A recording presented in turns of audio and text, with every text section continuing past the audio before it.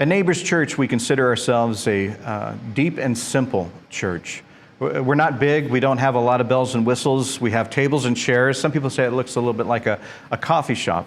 And our mission statement is quite simple, too. It's to love God, to love yourself, and to love your neighbor.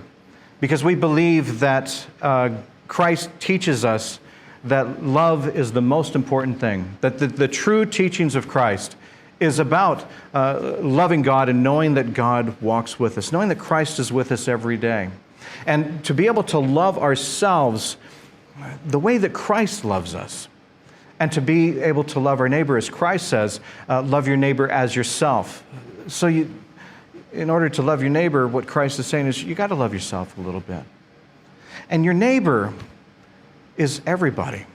Whenever Christ was asked about, who is my neighbor and stuff, he would pick people like the Samaritans, people that were other people considered outcasts, strangers, people that they didn't want to invite into their homes.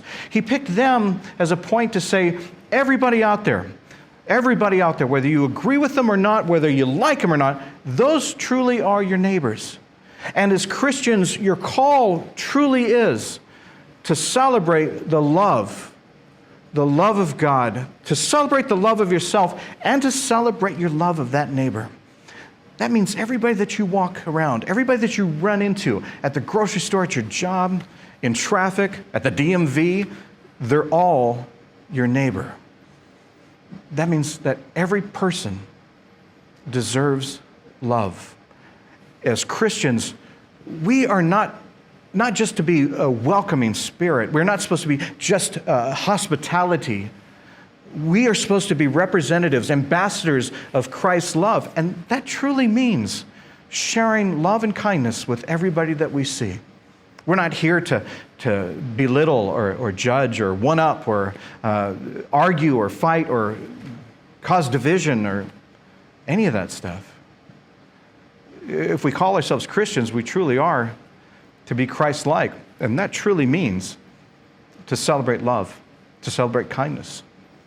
It truly means to have a personal relationship with Christ, to understand that Christ is with us every day, that you can talk to Jesus, that you can be there, that He's there for you, that He's there for you during the good times and He's also there during the bad times.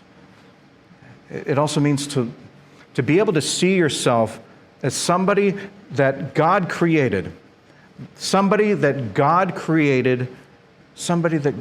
loves. To know that you are lovable, and to see the same in our neighbor. To see our neighbor as a friend. That's what we're here for.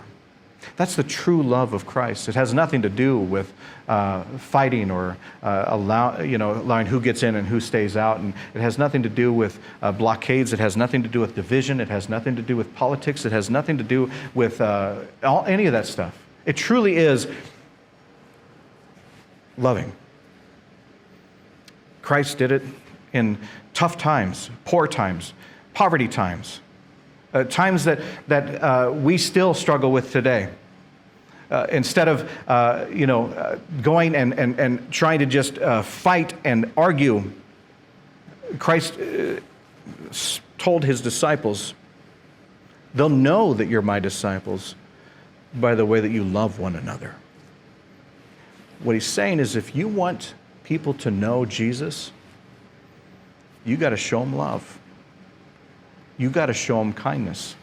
You've got to show them respect, which is something that everybody deserves.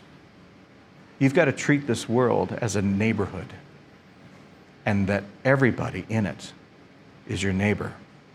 And you've got to strive to see every neighbor as your friend.